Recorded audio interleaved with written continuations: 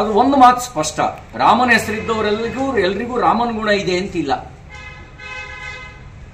ಆಂಜನೇಯ ಅಂತ ಹೆಸರಿಟ್ಕೊಂಡವರೆಲ್ಲ ರಾಮನ ಬಂಟರಾಗಿದ್ದಾರೆ ಅಂತಲೂ ಇಲ್ಲ, ರಾಮನ ಭಕ್ತರಾಗಿದ್ದಾರೆ ಅಂತಲೂ ಇಲ್ಲ. ಮಾಜಿ ಸಚಿವರಾಗಿರ್ತಕ್ಕಂಥ ಆಂಜನೇಯರು ಹೇಳಿದ್ದಾರೆ, ಅಯೋಧ್ಯೆಯಲ್ಲಿ ನಿರ್ಮಾಣ ಆಗ್ತಿರೋದು ಅದು ಬಿಜೆಪಿ ರಾಮ, ನಮ್ಮ ರಾಮ ಅಲ್ಲ ಅಂತ ಹೇಳಿದ್ದಾರೆ. ನಿಮ್ ರಾಮ ಯಾರು? ನಿಮ್ ಪಾರ್ಟಿ ಸರ್ಕಾರ ಅಂದ್ರೆ ಕಾಂಗ್ರೆಸ್ ಪಾರ್ಟಿ ಸರ್ಕಾರ ಸುಪ್ರೀಂ ಕೋರ್ಟಿಗೆ ಒಂದು ಅಫಿಡವಿಟ್ ಕೊಡ್ತು. ಅದರಲ್ಲಿ ರಾಮ ಕಾಲ್ಪನಿಕ ವ್ಯಕ್ತಿ ಅಂತ ಹೇಳಿದ್ರಿ. ನಿಮ್ ರಾಮ ಕಾಲ್ಪನಿಕ ವ್ಯಕ್ತಿನ? ನಮ್ಮ ರಾಮ ಮರ್ಯಾದಾ ಪುರುಷೋತ್ತಮ. ನಮ್ಮ ರಾಮ ಅವನ ಪಟ್ಟಾಧಿಕಾರ ಆಗಿ ಈಗ 7087ನೇ ವರ್ಷ ನಡೀತಾ ಇದೆ. ಪ್ರಭು ಶ್ರೀರಾಮಚಂದ್ರನ ಪಟ್ಟಾಭಿಷೇಕ ಆಗಿ 7087ನೇ ವರ್ಷ ನಡೀತಾ ಇದೆ. ನಿಮ್ದು ಯಾವ ರಾಮ? ನಮ್ಮ ರಾಮ ಮರ್ಯಾದಾ ಪುರುಷೋತ್ತಮ. ನಿಮ್ ರಾಮ ಯಾರು? ನಮ್ಮ ರಾಮ ಪ್ರಾಣಿ ಪಕ್ಷಿ ಎಲ್ಲವನ್ನೂ ಪ್ರೀತಿಸೋನು. ನಿಮ್ ರಾಮ ಯಾರು?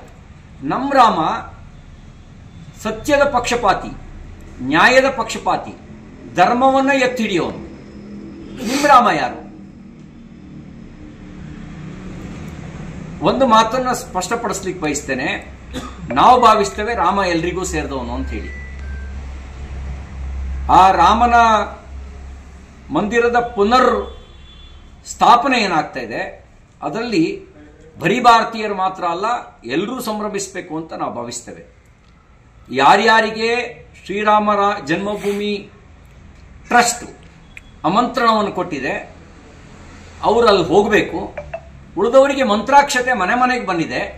ಆ ಮಂತ್ರಾಕ್ಷತೆಯನ್ನು ಆಧರಿಸಿ ರಾಮನ ಕರೆ ಅಂತ ಭಾವಿಸಿ ರಾಮನ ಜೊತೆಗೆ ಭಕ್ತಿಯ ಭಾವವನ್ನು ಜೋಡಿಸ್ಬೇಕು ಅಂತ ನಾವು ಬಯಸ್ತೇವೆ.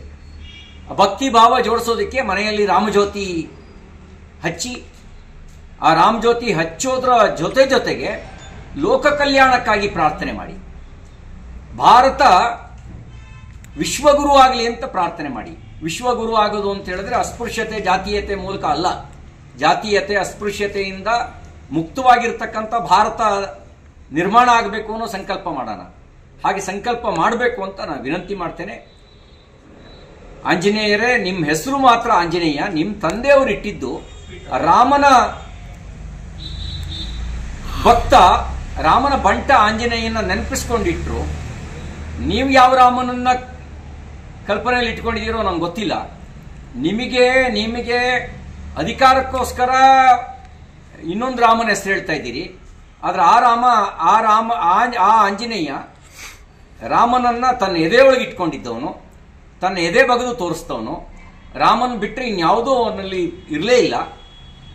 ನಿಮ್ಮ ಪಕ್ಷ ರಾಮನ್ ಕಾಲ್ಪನಿಕ ವ್ಯಕ್ತಿ ಅಂತ ಹೇಳಿ ರಾಮ ಮಂದಿರ ನಿರ್ಮಾಣಕ್ಕೆ ಏನೇನು ಸಾಧ್ಯ ಇದೆ ಎಲ್ಲ ಅಡೆತಡೆಯನ್ನು ನಿರ್ಮಾಣ ಮಾಡಿತ್ತು. ರಾಮ ಮಂದಿರ ನಿರ್ಮಾಣ ಆಗಬಾರದು ಅಂತ ಬಯಸಿತ್ತು. ನಿಮ್ಮದೇ ಪಕ್ಷದ ಮುಖಂಡರುಗಳು ಸುಪ್ರೀಂ ಕೋರ್ಟ್ನಲ್ಲಿ ರಾಮ ಮಂದಿರ ನಿರ್ಮಾಣದ ವಿರುದ್ಧವಾಗಿ ಹೋರಾಟ ಮಾಡಿದ್ರು ಅನ್ನೋದನ್ನ ನೆನ್ಪಿಟ್ಕೊಳ್ಳಿ. ನೀವು ಯಾವ ರಾಮನ ಬಗ್ಗೆ ಮಾತಾಡ್ತಿದ್ದೀರೋ ಆ ರಾಮ ಖಂಡಿತ ಅಯೋಧ್ಯೆಯ ರಾಮ ಅಲ್ಲ. ಅಯೋಧ್ಯೆಯ ರಾಮನ ವಿರುದ್ಧ ಕಾಂಗ್ರೆಸ್ ಇತ್ತು.